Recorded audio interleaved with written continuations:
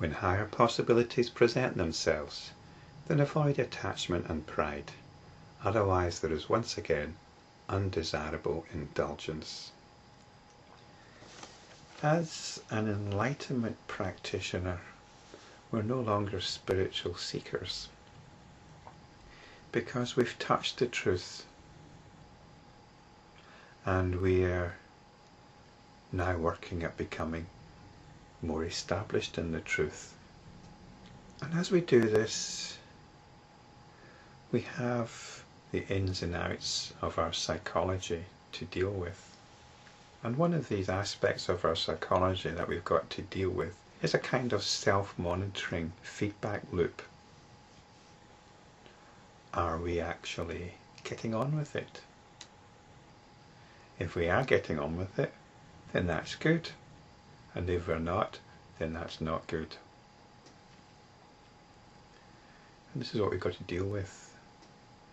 There'll be times, and I've spoken about this in previous videos, that we are completely off the rails. I was watching a program about policemen in Amsterdam, and they were picking up this fellow who was being a bit of a nuisance. I can't remember what he was doing. I think he was maybe bothering some of the prostitutes. And at one point he lifted up his t-shirt and he was doing amazing things with his abdomen. He was doing yogic breathing. And I think he made some comment to the effect of, I bet you haven't seen this before. It was quite impressive. This person was clearly quite an advanced practitioner of certain techniques to do with yogic breathing or pranayama. And there he was, being arrested or cautioned in the streets of Amsterdam for bothering prostitutes. And this isn't to judge the fellow. Perhaps he is quite spiritual. Who knows? Who knows? There's no reason why he shouldn't be getting back on with his practice at some point. Maybe he's got insight. I don't know. The very fact that he does pranayama says nothing for his insight. The very fact that he's wandering the red light district in Amsterdam late at night, possibly high on something, has no bearing on whether he's got spiritual insight or not. But let's give him the benefit of the doubt. Let's say he's actually an enlightenment practitioner and he's got himself into a bit of a state, but he can still come back. The point is, no matter how far you fall, no matter how much you disgrace yourself or shame yourself, enlightenment practice is like the father of the prodigal son. You're always welcome to return. You're always welcome to return to your state of grace. And on the other hand, let's say you're doing very well. That's even worse to deal with. Because if you feel you've got some spiritual insight, and in fact, let's assume you have got some spiritual insight, then you might think it's your responsibility to pass it on. You better set yourself up as a guru. Maybe even take a Sanskrit name. You've made it. You've touched the truth. You now see what it's all about. Let's spread the word. I'll devote my life to this.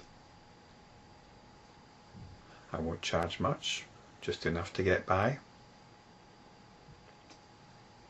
Write a book or two. Start running some classes.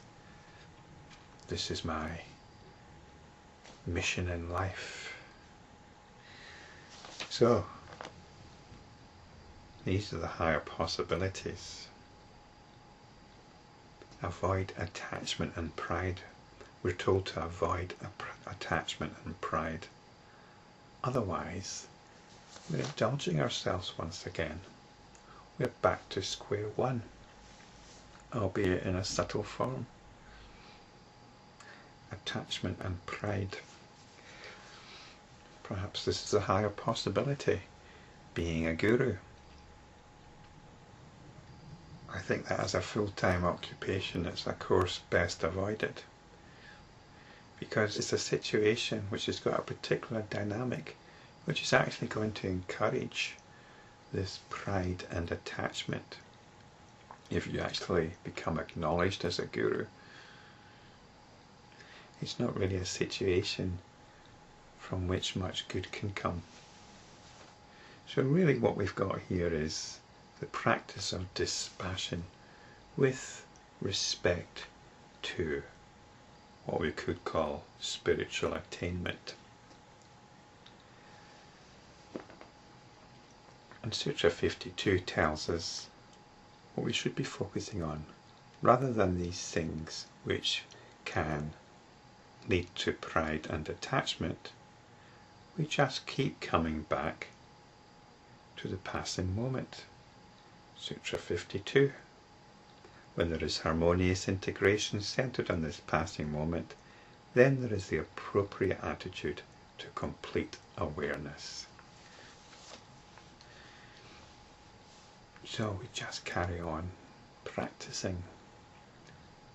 We don't give our insight an identity and dress it up for the social arena. We don't parade it on the stage of life. We don't start imagining how we can market it. We come back to each moment. This is the response to enlightenment, the response to awareness. Awareness itself.